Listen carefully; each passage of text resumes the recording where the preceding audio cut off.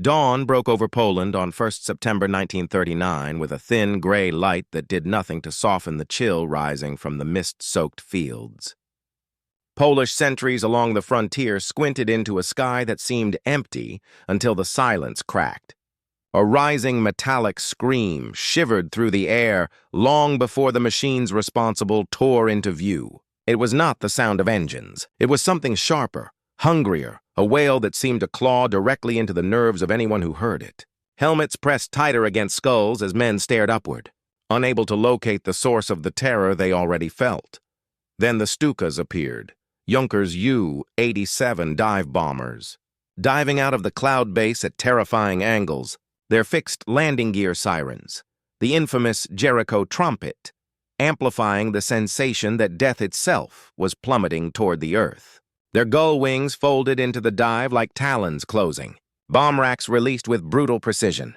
At 0440 near the town of Wielun, one of the first cities struck that morning, entire streets dissolved into dust and broken brick. Witnesses described horses bolting blindly through the smoke while civilians ran, hands over their ears, stunned by a sound purpose-built to overwhelm reason. Bridges along the Warta River vanished in tall fountains of water and debris. Columns of Polish troops broke and scattered, as if sheer noise had torn apart their discipline. German officers observing the advance recognized immediately that the Stuka was more than a bomber.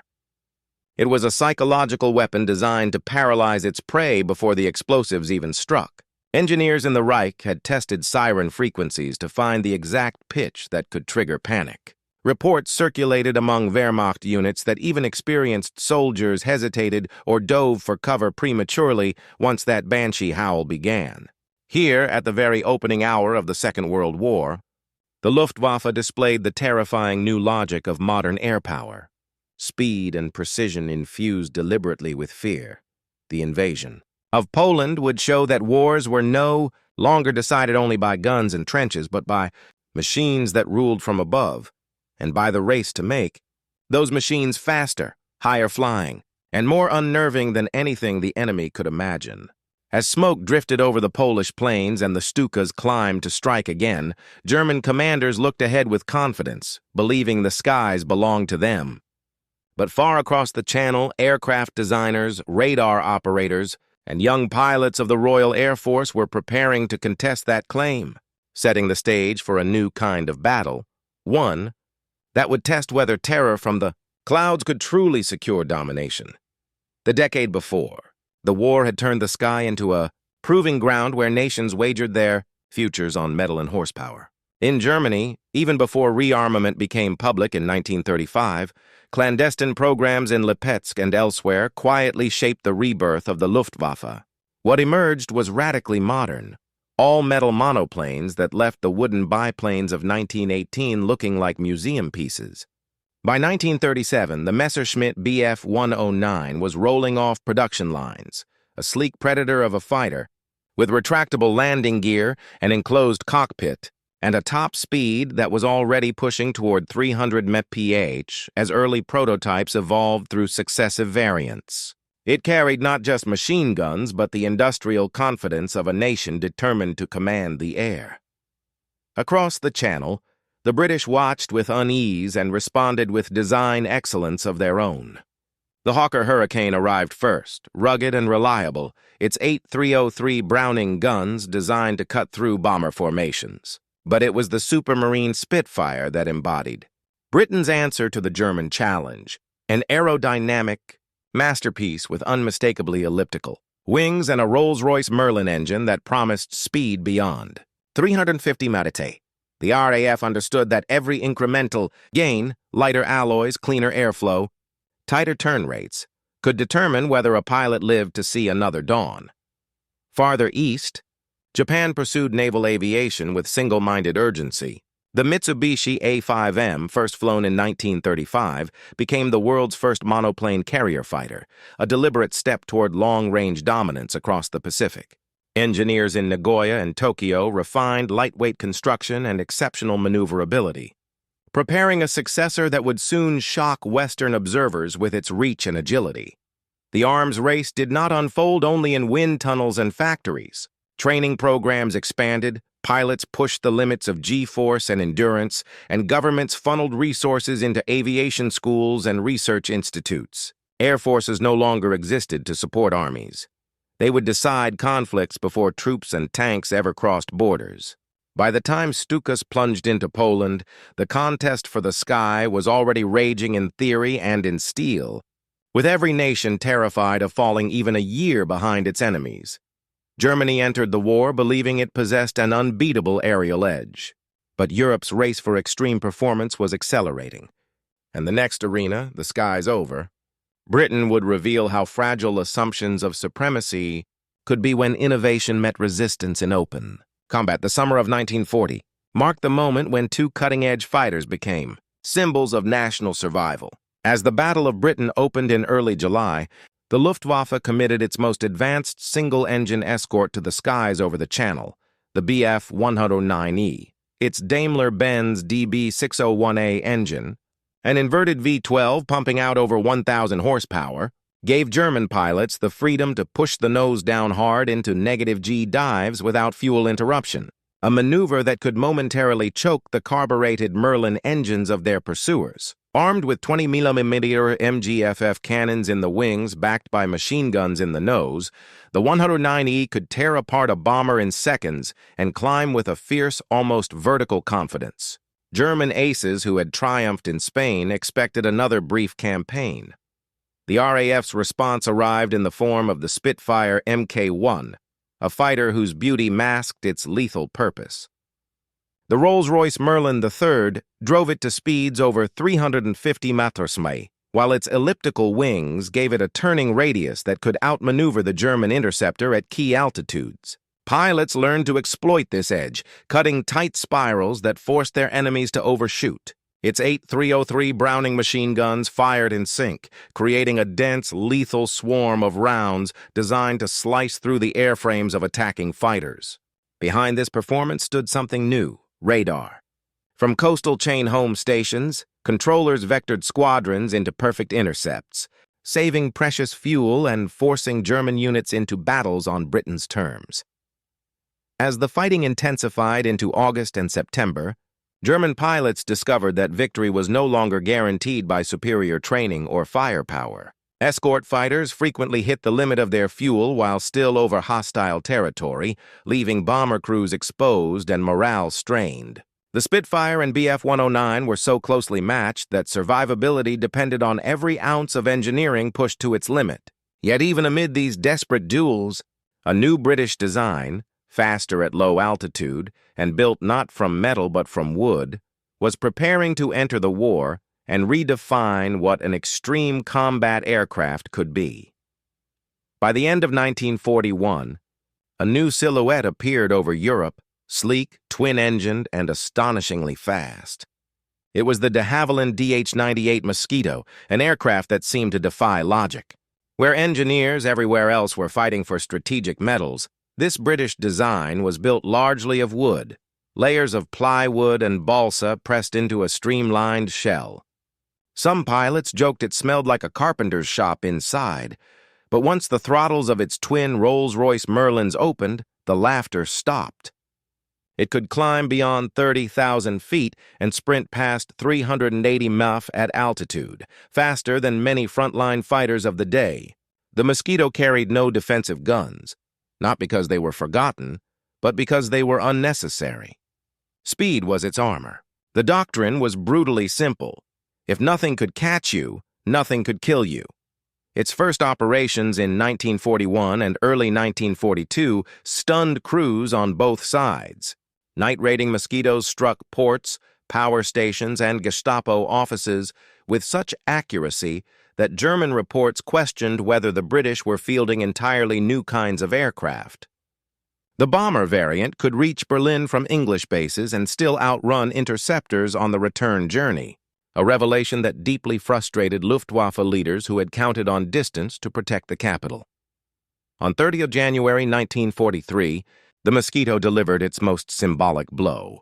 As Nazi officials gathered in Berlin for the 10th anniversary of Hitler's rise to power, Mosquito crews raced in low, dropped precisely on the broadcasting headquarters, and disrupted Joseph Goebbels' propaganda speech live on German radio. Minutes later, another formation hammered the Air Ministry itself. Hermann Göring raged that this damned English mosquito flew through his defenses whenever it pleased, a humiliation radar crews shared as their screens failed to track the elusive intruders. The wooden aircraft had proven that a bomber could be as agile as a fighter and as precise as a scalpel, but while Britain redefined aerial attack through innovation and ingenuity, across the Pacific a different kind of extremity was emerging, one forged in lightness, reach, and savage maneuverability, and ready to dominate the early skies of the war. The Pacific exploded into war on 7th of December 1941, and with it came the reveal of a weapon that seemed to rewrite the rules of air combat. The Mitsubishi A6M Zero, once dismissed by Western analysts as a crude derivative of European design, appeared over Pearl Harbor with a reach and maneuverability no Allied fighter could match. With a combat radius extending beyond 1,800 miles when fitted with drop tanks, it launched from carriers far out at sea and still arrived with fuel to fight. American commanders who thought Hawaii lay safely beyond enemy fighter cover found their assumptions shattered in the smoke rising over Oahu. Days later, its presence was confirmed again in the Philippines, Malaya, and the East Indies. Pilots climbing to meet the threat discovered too late that the Zero's lightweight frame, just over 5,000 pounds fully loaded, could twist through the sky with astonishing finesse. In a turning contest, P-40 Warhawks and F-4F Wildcats stalled out while the Japanese fighter simply pivoted around them, its twin 20mm Type 99 cannons ripping apart aluminum and flesh in a matter of seconds. Survivors returned shaken, reporting vertical spirals so steep they seemed impossible, enemy aircraft hanging on the prop until they slid down like hawks dropping onto prey. These accounts forced Allied planners to confront a fact they had never imagined. Japanese industry had outpaced them in the air. Intelligence failures magnified the shock. Analysts had long believed Japan incapable of producing advanced aviation technology on par with Europe or the United States. They were wrong, and the Zero made that error painfully obvious. Yet its brilliance hid a flaw. To achieve such agility and range, armor protection and self-sealing fuel tanks had been sacrificed. A single burst could ignite its unprotected fuel, and once hit, the Zero often went down in flames. By the summer of 1942, Allied engineers had recovered scattered wreckage, most famously from Akutan Island in the Aleutians, and now understood the Zero's trade-offs. To defeat it, they would need aircraft born from new extremes, fighters that could chase across oceans, climb faster, and strike harder than anything before. The next answer would not come from carriers, but from the drawing boards of Lockheed, where a twin-boom Predator had already taken shape, ready to hunt over the wide Pacific where range was life itself. When the P-38 Lightning first swept into Pacific combat in 1942, it looked like something from a different war entirely. Its radical twin-boom layout and central nacelle gave it the stance of a mechanical Predator, and behind its design lay engineering meant for altitude and reach. Two turbo-supercharged Allison V1710 engines hurled the aircraft beyond 400 mph in level flight, and at high altitude the Lightning could climb where others gasped for power. For pilots used to tight dogfights measured in miles, the P-38 redefined scale. It could roam for hours across the open ocean, providing the United States with a long-range fighter that finally began to erase the Zero's early advantage. Its concentrated nose armament, one 20mm Hispano cannon flanked by four 50 caliber Browning machine guns, delivered firepower with frightening precision. Unlike wing-mounted guns that converged at a set distance, the P-38's weapons hit wherever the pilot aimed, making even brief bursts devastating. Japanese aviators who once relied on superior turn rates discovered that diving away from the Lightning only tightened its grip. The aircraft could dive so fast that Japanese fighters risked structural failure if they tried to follow. The shock felt personal. Aces who had ruled early skies now faced an enemy that hunted with patience, altitude, and claws of lead.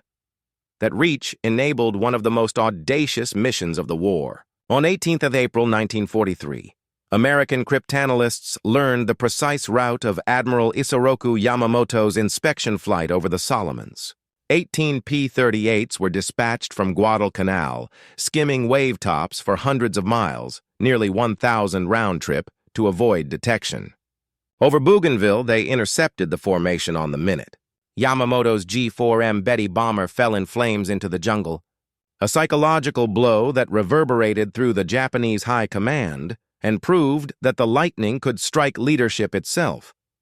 Yet as the Pacific saw its balance shift, an entirely different challenge loomed over Europe.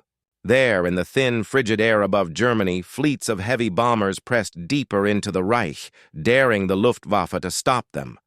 Protecting or destroying these giants demanded new extremes of speed, firepower, and endurance. And soon the skies over Europe would become a testing ground for the most massive aircraft the world had ever sent into combat.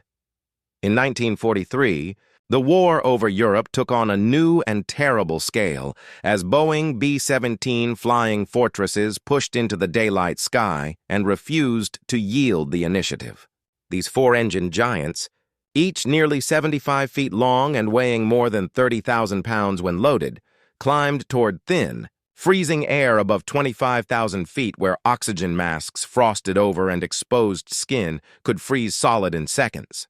Their silhouettes bristled with power, up to 13 50-caliber Browning machine guns, turrets in the nose, tail, belly, and fuselage, creating overlapping arcs of fire that threatened any fighter daring to close. The Norden bomb site, guarded with secrecy and pride, promised a kind of surgical destruction. Factories, rail yards, and synthetic fuel plants that fed the Nazi war machine. American generals believed daylight precision could cripple Germany's war economy before it overwhelmed the continent below. But the belief came at a cost. The raids on Schweinfurt and Regensburg in August 1943 delivered a brutal education. Hundreds of B-17s thundered toward their targets, contrails threading the stratosphere like white scars. German radar and observers tracked them relentlessly, guiding waves of Bf-110s, Bf-109s, and Fw-190s into coordinated attacks. From the ground, civilians watched black specks dive through the formations, followed by eruptions of flame as bombers broke apart in mid-air. The Luftwaffe's twin-engined Zerstörer fighters fired rockets from a distance. Single-engine interceptors slashed in from every angle. Anti-aircraft guns erupted from below in thick fields of flak so dense that crews described the sky as black with steel. Inside the formations, American gunners tracked incoming fighters while trying not to look at the falling hulks of sister ships. Parachutes blossomed only rarely. Sometimes flames consumed the bomber too quickly for escape. Out of 376 aircraft dispatched on that single Schweinfurt-Regensburg mission, 60 were shot down and more than 600 airmen were killed or captured. The long-return flights became quiet ordeals, the surviving bombers leaking fuel and blood through perforated skins. For all their strength, the B-17s had revealed a critical vulnerability. No fortress, however bristling with guns, could endure alone in the heart of the Reich. To keep pressing the offensive, they needed fighter escorts that could stay with them all the way to Berlin and back, machines with the range and power to fight for hours over enemy territory. And when that escort finally arrived, the course of the air war would shift decisively against Germany. By early 1944, a new shape cut through the contrails above Europe, sleek, fast, and finally able to stay with the bombers all the way to the target and back. The North American P-51 Mustang, initially a product of urgent British requirements, reached its full potential only after receiving the British-inspired American-built version of the Rolls-Royce Merlin engine. Now the Mustang could exceed 430 mph at altitude, climb with the best Germany could field, and do something Allied fighters had never been able to do: escort B-17s and B-24s on the entire journey to Berlin, over 1,000 miles round trip. Its laminar flow wings minimized drag, while drop tanks gave it endurance deep into Saxony and Bavaria, where the Luftwaffe once ruled uncontested. For bomber crews who had learned to fear the moment escorts turned for home, The first sight of silver P-51s weaving protectively through their formations was a promise of survival. Gunners watched in disbelief as Mustangs chased German fighters off instead of breaking away. Battles around Frankfurt, Leipzig, and the Ruhr in early 1944 revealed a dramatic shift. Luftwaffe pilots, who once struck with confidence, now found Mustangs waiting above them, behind them, and even climbing up from below. The initiative in the air had changed hands. The strategic effect was even more profound. German fighter units already drained by attrition were forced to launch earlier, climb harder, and fight longer against an enemy that could pursue them to their own bases. Losses mounted faster than replacements. Young pilots fresh from training schools were thrown into battles they had little chance of surviving, while experienced aces began to vanish, shot down, captured, or too exhausted to continue. Precision daylight bombing, once a gamble, became a relentless march toward the industrial heart of the Reich. The Mustang represented the pinnacle of piston-engine air combat capability, speed, reach, and lethality, perfectly married. Yet even as these propeller-driven thoroughbreds seized command of the skies, a new phenomenon was emerging, aircraft fueled not by pistons and propellers, but by jets roaring into a future Germany hoped would restore its edge. The next machines to appear would change the sound of war itself. By mid-1944, Allied airmen looked up from their cockpits and saw the future streak past them. The Messerschmitt Me 262, the world's first operational jet fighter, entered the war like a silver phantom. Two Junkers Jumo 04 turbojets pushed it beyond 540 mph, so fast that P-51 Mustang pilots watched helplessly as the German fighter simply pulled away from their dives. Some aircrews wrote that it moved like a silver dart, a blur knifing through contrails before eyes or guns could react. To bomber crews, the threat was terrifying. The Me 262 carried four 30mm Mk-108 cannons in its nose, each round capable of shattering a B-17 in a heartbeat. Intercepts became short. Brutal flashes of violence, a roar in the headset, a sudden explosion. Then the jet disappearing into sky. German pilots, after years of attrition and retreat, felt a spark of restored dominance. The 262 climbed hard, struck faster than anything humanity had built, and seemed to rewrite the equations of survival. For a handful of Gruppen flying the jet, the air war no longer felt like a losing battle. But such power came with fragile edges. The Jumo 04 engines demanded slow, careful throttle movements. Slam them forward, and the turbines could flame out or tear themselves apart. Operational life often fell below 25 hours. Fuel shortages forced jets to ration flights. Synthetic fuel production was collapsing under constant Allied bombardment. Internal politics and sabotage deepened the crisis.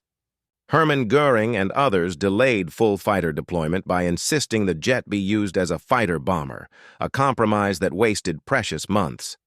Factories producing its engines were bombed. Training time shrank. Each Me 262 that took off represented a rare machine and a pilot facing overwhelming odds. Still, the message was undeniable. The propeller age was ending. The jet pointed toward a new kind of sky where altitude and speed no longer belonged to piston-driven veterans. Yet German engineers were already pursuing an even more radical answer. An interceptor that would not fly like an aircraft at all, but leap upward on wings barely needed. Fueled not by kerosene, but by volatile chemicals powerful enough to kill the pilot before he ever met the enemy. By late 1944, the Luftwaffe fielded a machine so radical that even those who flew it questioned whether it belonged to the realm of aircraft or weapons. The Messerschmitt Me 163. Komet, a tailless rocket interceptor conceived by Alexander Lippisch, leapt from its launch track with a blast of hypergolic propellants that ignited the instant they touched. Its Walter HWK 109509 engine produced raw thrust that hurled the tiny craft skyward in near-vertical climbs, pushing its speed beyond 590 mph, faster than any jet then in combat. In under 3 minutes, it could reach the rarefied altitudes where American bomber streams crossed Germany.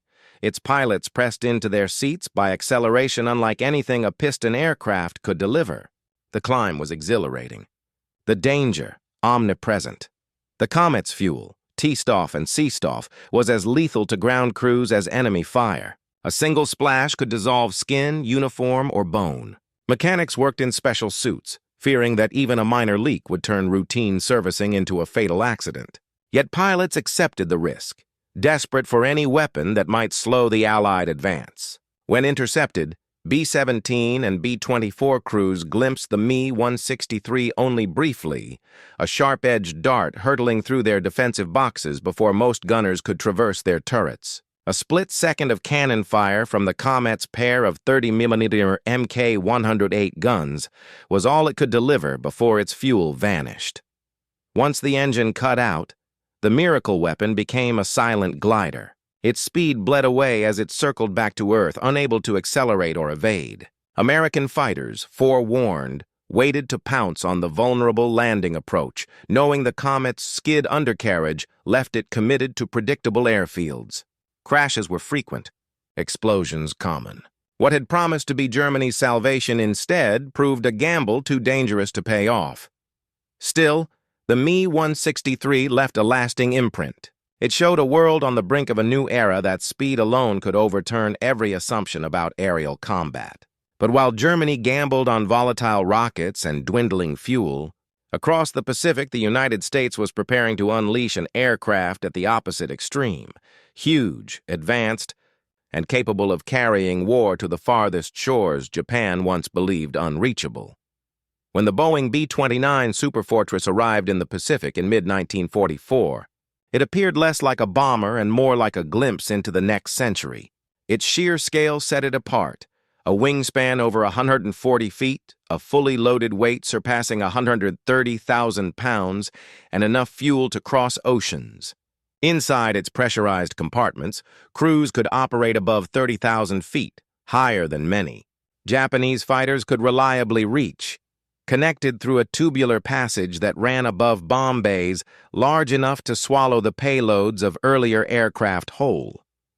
The B-29's remote-controlled, computer-assisted gun turrets gave gunners unprecedented fields of fire without exposing them to the freezing slipstream. Its quartet of Wright R-3350 radial engines drove the aircraft toward intercontinental reach, making the Pacific, once a defensive moat for Japan, suddenly narrow. The first raids from Chinese bases in late 1944 demonstrated the transformation in strategic warfare. Japanese radar operators struggled to track small, high-flying formations, and defenders scrambled in frustration as the bombers dropped ordnance and vanished back into the stratosphere. When American forces captured the Marianas, Saipan, Tinian, and Guam, the B-29s finally had airfields close enough to hammer the Japanese home islands relentlessly. Mechanical troubles remained and losses occurred, but the momentum now pushed only one way. Through early 1945, strategic firebombing set city after city ablaze. Tokyo's vast wooden wards ignited into firestorms that consumed tens of thousands of lives in a single night. As B-29s shifted from high-altitude attacks to low-level incendiary raids that exploited Japan's vulnerability, civilians and pilots alike looked upward with a growing sense of doom. The new bomber seemed to operate beyond the reach of interceptors, above the limits of endurance, and without pause. It was a machine that turned scale itself into a weapon. Then came August 1945. The B-29's Enola Gay and Bockscar carried atomic bombs to Hiroshima and Nagasaki. Transforming warfare and sealing Japan's fate, the steel giant had become the final arbiter of a collapsing empire. Yet even as superfortresses darkened Japan's skies, the desperation below took flight in its own extreme form, a weaponized resolve that would send young pilots into missions from which there could be no return. By late 1944, Japan's once formidable air arm had been bled down to the edge of collapse. Factories struggled to replace aircraft lost over the Philippines, and training programs could no longer produce pilots with the skill needed to fight machines like the P-51 or B-29. Faced with an enemy drawing ever closer to the home islands, Japanese commanders chose a strategy built on sacrifice rather than technology. The skies over Leyte Gulf introduced a word the world would never forget: kamikaze. Aircraft that had once fought in the swirling dogfights of early war now became human-guided weapons, diving with engines wide open and fuel tanks filled deliberately to explode on impact.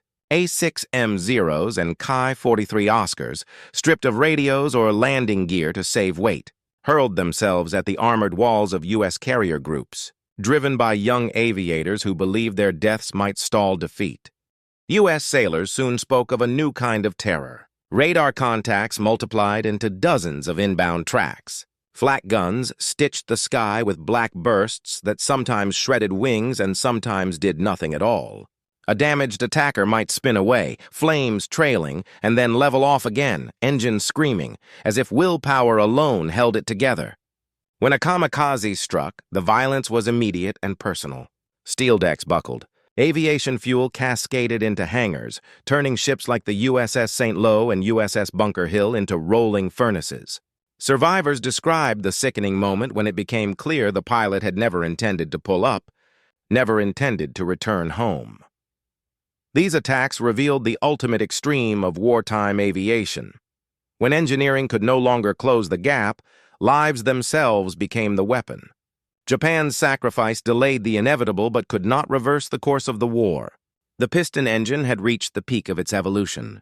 Nations stood ready with jets and nuclear fire to define the next century. As 1945 approached its end, the machines and the people who flew them left behind a world permanently reshaped by conquest fought in the sky and a blueprint for a future where air power would rule geopolitics, as surely as armies once ruled the ground.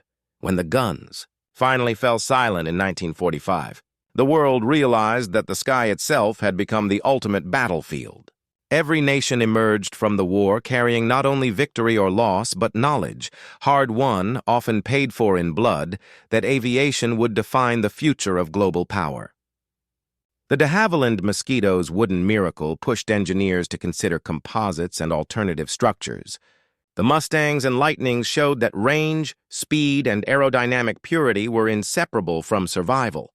The Boeing B-29 Superfortress, with its pressurization and remote weapon systems, laid the blueprint for intercontinental bombing and the idea that a nation's reach could extend far beyond its own shores. In secret hangars from the United States to the Soviet Union, technicians swarmed over captured German jets. The Me-262's swept-wing concepts fed directly into Britain's advancing Gloucester Meteor program and America's Lockheed P-80 Shooting Star, aircraft that would introduce jet power as the new global standard. Research once hidden in the Reich's wind tunnels would soon propel designs capable of breaking the sound barrier. Even the hazardous rocket experiments behind the Me-163 Komet refused to fade. They seeded the science that would lift pilots to the edge of space and eventually carry satellites and humans into orbit. A new age dawned with a relentless lesson. Altitude, speed, and reach were no longer ambitions, they were requirements. Air forces rewrote doctrine around strategic deterrence, rapid reaction, and the understanding that whoever controlled the skies controlled the map.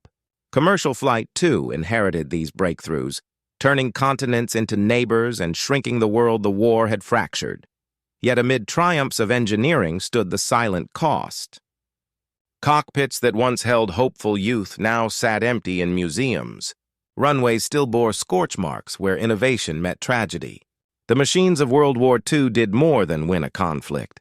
They reshaped humanity's relationship with the air, ensuring that the roar of engines would never again be just the sound of war, but the pulse of a future racing forward at jet speed.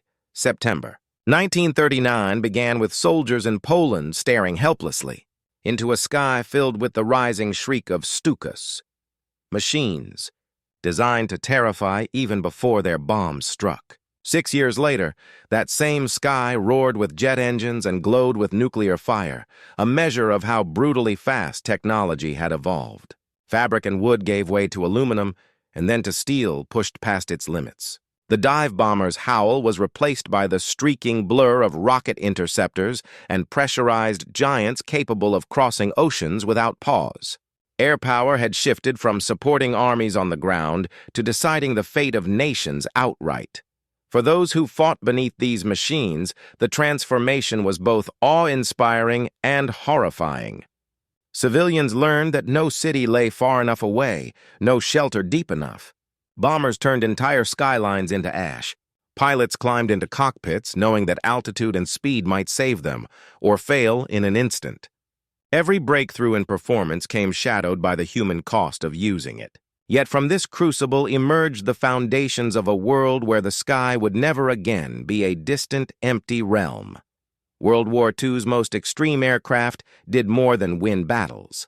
They reshaped geopolitics, ignited the jet age, and ensured that the next struggle for survival would unfold not only on land or sea, but in the thin air above the clouds.